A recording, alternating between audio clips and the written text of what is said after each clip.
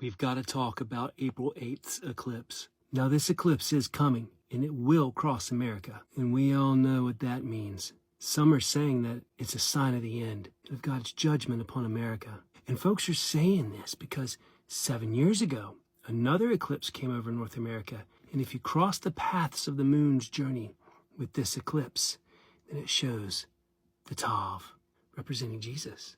And even more, this eclipse this year crosses 8 towns named Nineveh across America. And who has something to do with Nineveh? Jonah, right? And what did Jesus say about Jonah? Matthew 12:39. An evil and adulterous generation asks for a sign, but no sign will be given to it except the sign of the prophet Jonah. So therefore, this eclipse on April 8th is a sign of God's judgment on America. Pray harder, buy survival packs, hoard your resources, and live in fear of God's wrath. And to that I say, with all the love I can muster, stop it.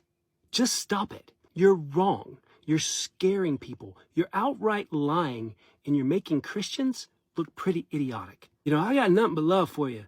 Let's start with the easy part. Look at the path of the full eclipse. Now, how many cities is it supposedly crossing named Nineveh again? 8? Nineveh, Texas, Nineveh, Missouri, Nineveh, Indiana, Nineveh, Ohio, Nineveh, Pennsylvania, Nineveh, Virginia, Nineveh, New York, and Nineveh, Nova Scotia. That's what's on the internet. So it must be true, right? But look at the path. If you looked at that map, you would see that neither the 2017 or 2024 eclipses come near the state of Virginia. Well, there goes those Ninevehs. In fact, if you look at the map, the eclipse path only crosses 2 cities named Nineveh. So right out the gate, we see that someone has just made some stuff up and you bought into it. You're making stuff up and spreading terrible, incorrect information. Second, the Tav thing.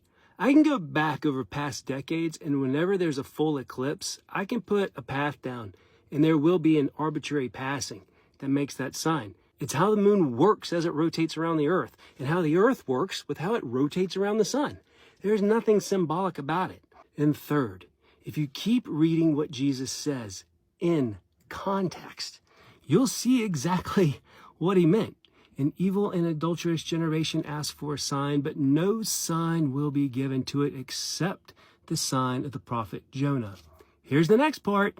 For just as Jonah was for 3 days and 3 nights in the belly of the sea monster, so for 3 days and 3 nights the Son of Man will be in the heart of the earth. Jesus is prophesying about himself, and that prophecy was fulfilled within his generation. It's not a prophecy about a future time.